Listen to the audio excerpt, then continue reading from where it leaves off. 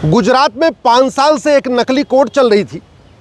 नकली जज, नकली अर्दली, नकली पेशकार, नकली मुंशी, नकली वकील, पूरी की पूरी कोर्ट चल रही थी नकली, और ज़मीन के विवाद वो डिसाइड कर रही थी।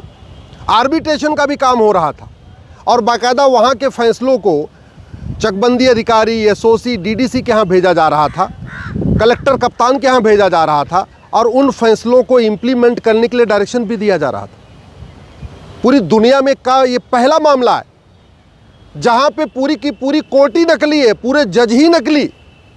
अभी तक आपने नकली पुलिस वाले को सुना होगा, नकली हवलदार सुना होगा, नकली लेखपाल सुना होगा, फर्जी पटवारी सुना होगा, फर्जी पेशकार सुना होगा, फर्जी तहसीलदार सुना होगा। अभी आपने नकली आधार सुना होगा, नकली राशन कार्ड सुना होगा, नकली ड्राइविंग लाइसेंस सुना होगा, फर्जी पासपोर्ट सुना होगा। लेकिन यहाँ तो फर्जी अदालती चल रही है।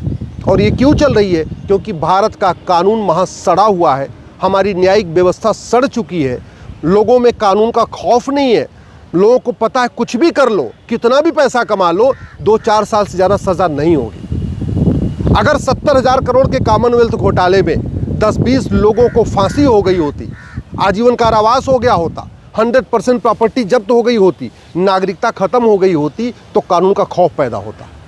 1,76,000 करोड़ के 2G घोटाले में, 1,86,000 करोड़ का कोयले घोटाले में अगर 4-6-10 लोगों को फांसी हो जाती, नागरिकता खत्म हो जाती, 100% प्रॉपर्टी जब्त हो जाती, तो कानून का खौफ पैदा होता।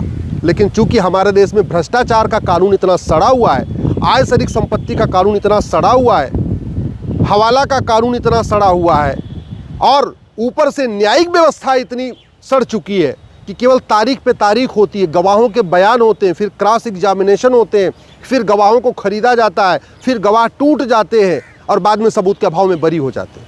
ये जो खेल चल रहा है, इसी का नतीजा था कि गुजरात में बाकायदा नकली कोर्ट बन गई, नकली जज बन गया, नकली अर्दली, नकली मुंशी, नकली पेशकार, नकली वकील, नकली मुकदमे, सब कुछ फर्जी चल रहा था। जब तक इस भारत का कानून नहीं बदलेगा ना, रत्ती भर भ्रष्टाचार खत्म नहीं होगा। भारत का ऐसा कोई थाना नहीं है जो भ्रष्टाचार का अड्डा नहीं है। कायदे से थाना प्राथमिक सुरक्षा केंद्र होना चाहिए, लेकिन थाना प्राथमिक भ्रष्टाचार केंद्र बना हुआ है।